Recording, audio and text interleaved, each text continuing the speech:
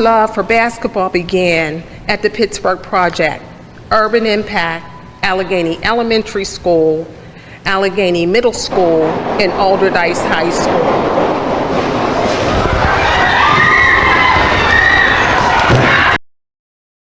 This is senseless, that you would come into or come around the church and shoot up. I just think these young boys don't care about anybody's life. If you know something, anything, come forward and say something. This should have never took place today. Pittsburgh, Pennsylvania. Saturday night, October 15th, 2022. It was just past 9:45 p.m. when a quiet corner of the north side changed forever. The Sunoco gas station on Cedar Avenue was lit like always. Fluorescent lights humming above, cars fueling up, the sound of traffic in the distance. Across the street, two women stood side by side at a bus stop. One was heading to work, the other just trying to get home. They didn't know each other. They weren't connected to the men who would soon start shooting.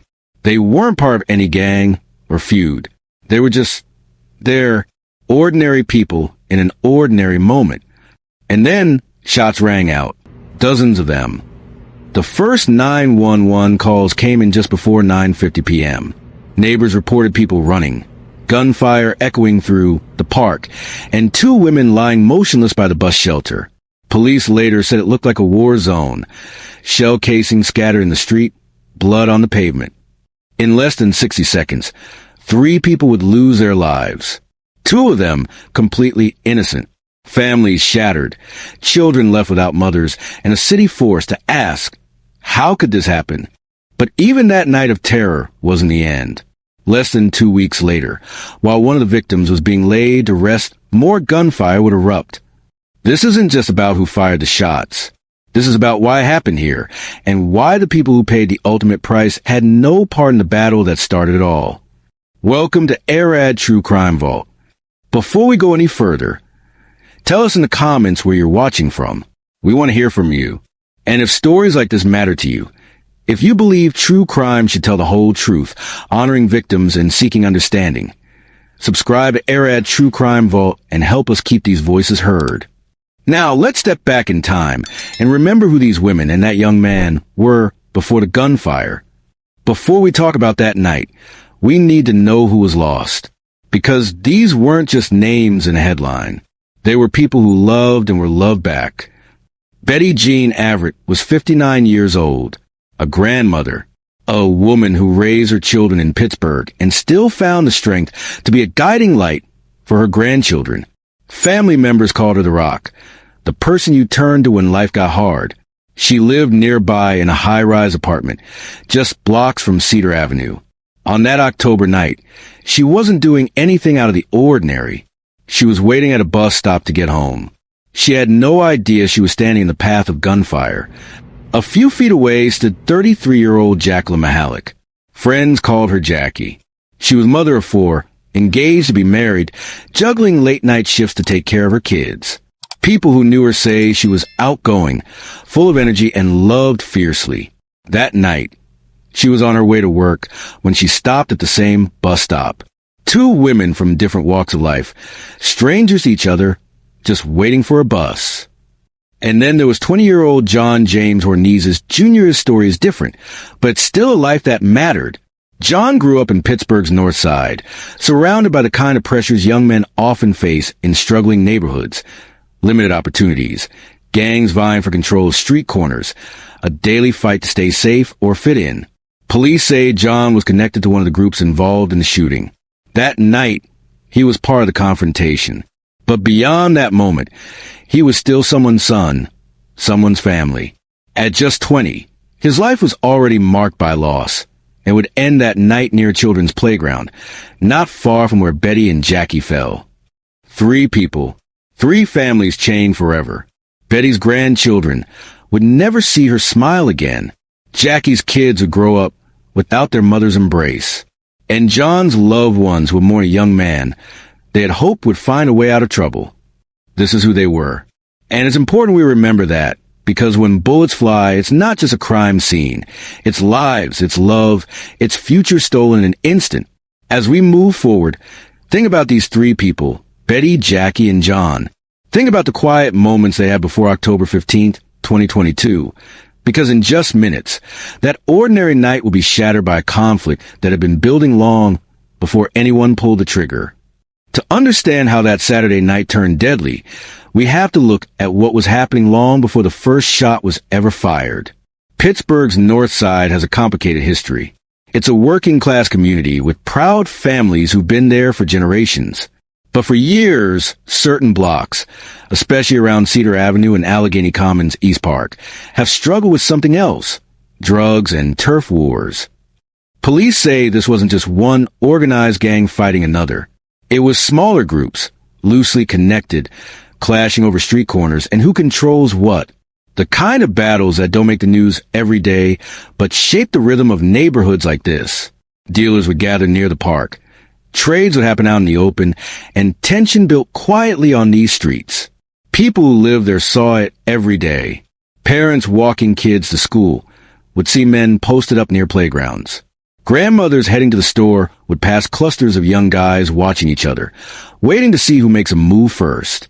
This wasn't a one-night problem. It was years of street politics boiling over. Cedar Avenue and that park were hot spots.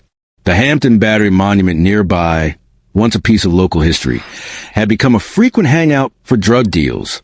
In the months leading up to October 2022, Pittsburgh police made over 80 drug-related arrests in this part of the city. Patrol cars became a regular sight. Officers even worked with city officials to install better lighting and eventually fence off areas of the park.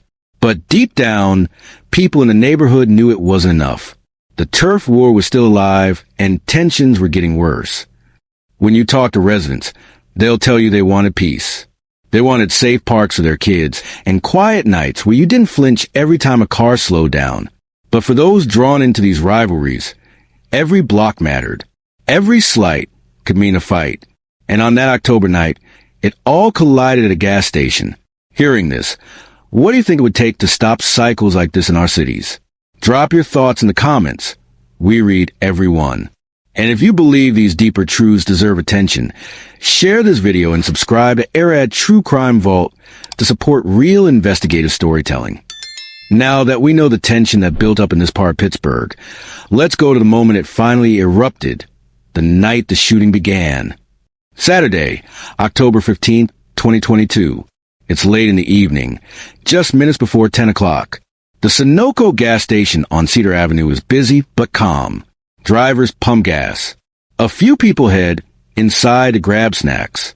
Across the street, Betty Jean Everett and Jacqueline Mahalik wait at a bus stop, standing just a few feet apart.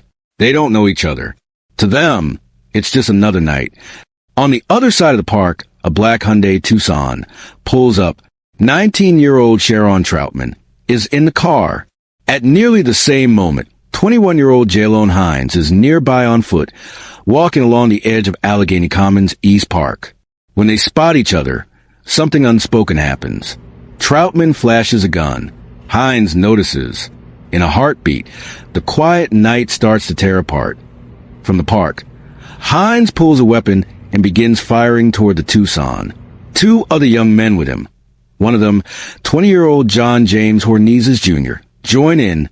3 shooters from one side.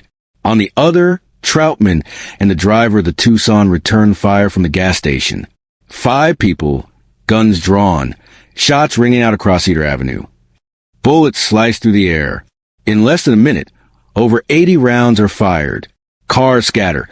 People dive for cover. The gas station lot becomes a battlefield, and the park provides cover for those shooting back. It's chaos. Gunfire from both directions, sparks flying as bullets hit metal and glass. Across the street, Betty and Jacqueline have no chance to run. One moment they're waiting for a bus. The next they're caught in a storm of bullets that has nothing to do with them. Both women are struck and collapse near the bus shelter. In the park, John Hornizes Jr. is also hit, stumbling toward a nearby playground before collapsing. A handgun lies in the grass beside him. When the gunfire stops, Cedar Avenue looks like a war zone. Shell casings scatter the pavement. The windshield of a nearby car is shattered. Police rush to the scene, sirens wailing. lights flashing red and blue across the neighborhood. Officers described seeing 3 people down almost instantly. Betty near the bus stop, Jacqueline just steps away, and John in the park. Medics fight to save lives. But all 3 are gone before the night is over. What happened here wasn't random. It was a street feud spilling into public view, turning an ordinary Saturday into a tragedy. And as investigators would soon learn, this was only the beginning. When the gunfire ended, investigators stepped into a scene that stretched nearly an entire city block. Crime scene tape went up fast.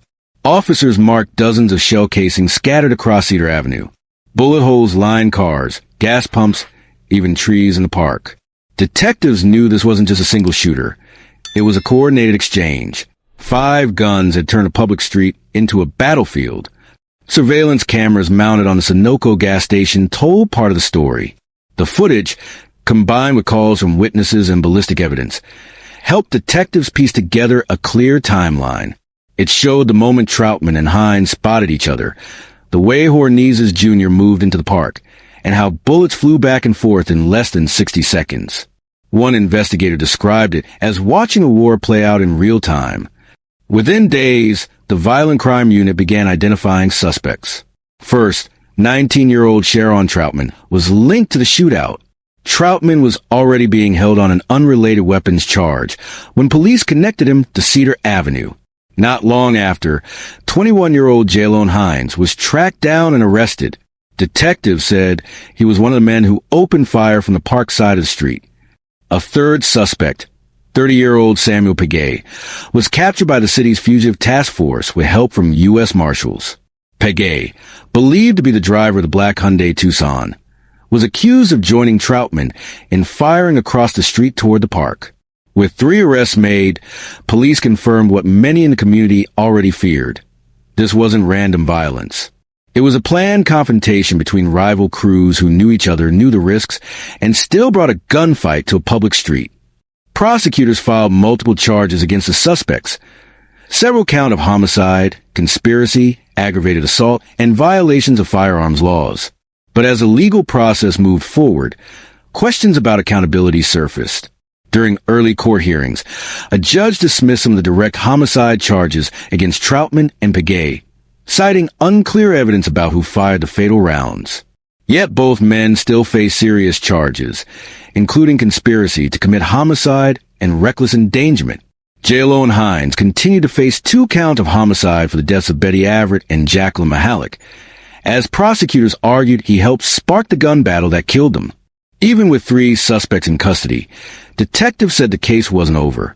Surveillance footage showed a 5th shooter, an unidentified man who fled the park area in a white SUV just after the gunfire stopped. To this day, police have not released his name, but they believe he played a direct role in the shootout. Investigators also began looking into possible links between Cedar Avenue and other violent incidents that would soon rock Pittsburgh, including another shooting that happened less than 2 weeks later. In a press briefing, Pittsburgh police said they weren't just solving one crime. They were confronting an ongoing feud that threatened to spill into more neighborhoods if left unchecked. The arrests were a first step, but the cycle of retaliation was already in motion.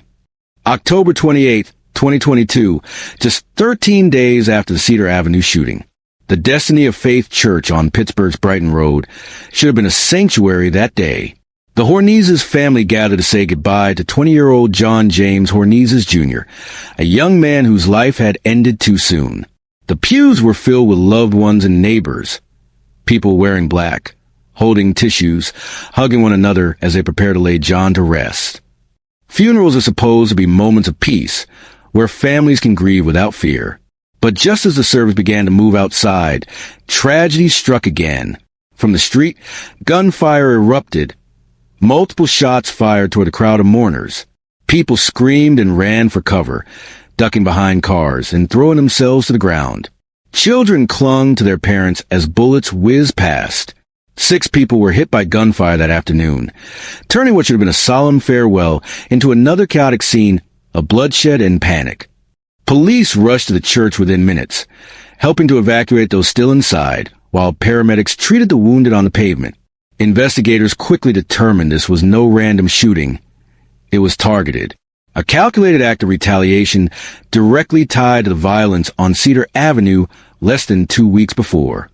The search for those responsible stretched for days.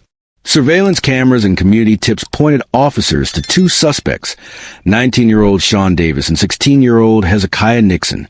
Both were arrested and charged with opening fire on the funeral. A firearm believed to have been used in the attack was later recovered from the Ohio River by Pittsburgh police divers, evidence that helped strengthen the case against Davis and Nixon.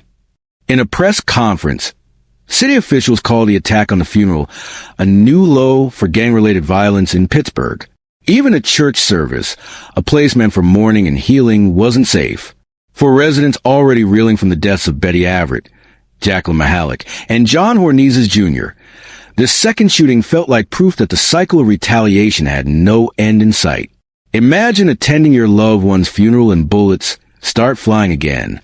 Would you feel safe going to a memorial after this? Share your thoughts in the comments. Let's talk about how communities can ever heal. And if you want more unfiltered coverage of cases like this, subscribe to AirAd True Crime Vault and be part of these necessary conversations. After this brazen daytime shooting, the community had reached a breaking point. People demanded answers, protection, and a way out of the violence. As city leaders tried to calm a shaken neighborhood, the question became clear. How could this part of Pittsburgh ever feel safe again? After 2 deadly shootings in less than 2 weeks, the north side of Pittsburgh was a neighborhood on edge. But even through grief and fear, the community began to gather, not just to mourn, but to demand change. Candlelight vigils were held for Betty Jean Averitt and Jacqueline Mahalik. Friends, family, and strangers stood shoulder to shoulder at the same bus stop, where the women were killed. They held photos, prayed, and promised that these lives would not be forgotten. For many, it wasn't just about paying respects. It was about standing up to violence that had taken too many lives from their streets. City officials responded by stepping up police patrols throughout East Allegheny and around Cedar Avenue. Detectives worked around the clock to prevent further retaliation. The Hampton Battery area of Allegheny Commons Park, long known as a hotspot for illegal drug activity, was fenced off. Crews installed brighter lights and trimmed overgrown trees to make it harder for gangs to operate in the shadows. For the first time in years, residents could walk by that corner and see fewer drug deals, fewer armed lookouts, fewer people hanging around after dark. Local churches and nonprofits stepped in to support young people most at risk of being pulled into street violence. Organizations launched mentorship programs, after-school activities, and job training designed to give teenagers another path, a way out of the cycle of retaliation. Volunteers offered free meals and safe spaces to gather. Some nonprofits partnered with police and community leaders to open dialogue between rival groups, hoping to stop the next shooting before it happened. But even with these efforts, deeper issues loomed large. Many families in this part of Pittsburgh live below the poverty line. Stable jobs are hard to find. Public schools are stretched thin. And guns, powerful, deadly guns, are far too easy to get. Residents spoke out about how young men can access firearms faster than they can find work. How a simple argument can turn into a firefight because no one believes they'll live long enough to see justice play out. Through all this, community voices grew louder. Mothers demanded better protection for their children. Longtime residents pleaded for sustained investment in their neighborhood, not just more police tape after shooting. People wanted a city where kids could play in parks without dodging bullets, where grandmothers like Betty Jean Averitt could wait for a bus and make a home safely. This chapter of Pittsburgh's story shows more than crime scenes. It shows resilience. People fighting to reclaim their neighborhood from violence they never asked for. As the candles burned for Betty and Jacqueline, and as families tried to pick up the pieces, one thing became clear. Stopping this cycle wasn't just about arrests. It was about rebuilding hope. In the weeks after the shootings, Cedar Avenue felt different. The hum of passing buses returned, but the corner where Betty Jean Averitt and Jacqueline Mahalik stood would never be the same. A makeshift memorial grew at that bus stop. Candles flickering against the night air, flowers laid gently on the sidewalk, framed photos propped up against the bench. Neighbors stopped on their way home to kneel, to whisper prayers, to leave notes that simply said, "We miss you." Betty's daughter described her as the foundation of their family. She said, "She was my rock, the one I called when life felt heavy. Now the phone won't ring, and my children have to grow up without their grandmother." That grief, that raw truth, carried through every vigil held in Betty's honor. Jacqueline's fiancé stood before a crowd one night, holding back tears as he talked about the woman he planned to marry. He said, "She loved fiercely. She worked harder than anyone I know, just to give her kids a chance at a better life. She deserves so much more than what happened to her." People in the crowd wept quietly, holding candles in silence. Even those who didn't know them personally felt the loss. One neighbor who lives just a block from Cedar Avenue said, "Every time I walk past that bus stop, I think about them. It could have been any of us. But we can't let fear take this neighborhood away from us. We have to believe it can change." In those moments, away from courtrooms and police tape, you could feel the city pausing to remember not just the violence, but the humanity of those who were taken. The vigils weren't just about mourning. They were promises. Promises that Betty and Jacqueline's names would not be washed away with the next rain, that their memory would stay alive in every candle lit, and every prayer whispered into the Pittsburgh night. Betty Jean Averitt, Jacqueline Mahalik, John James Hornizes Jr., we said their names tonight, not just to remember who they were, but to honor what was lost. A grandmother, a mother, a young man caught in a life that offered more danger than direction. 3 lives cut short on one street corner, in 1 minute of gunfire, in one city still trying to heal. Their faces, those smiles, those quiet moments captured in photographs, live on in the hearts of those who love them. But remembrance is not enough. As of now, 3 suspects are in custody. Sharon Troutman, Jaylon Hines, Samuel Pagay. The trials are moving forward, and prosecutors continue to build their cases.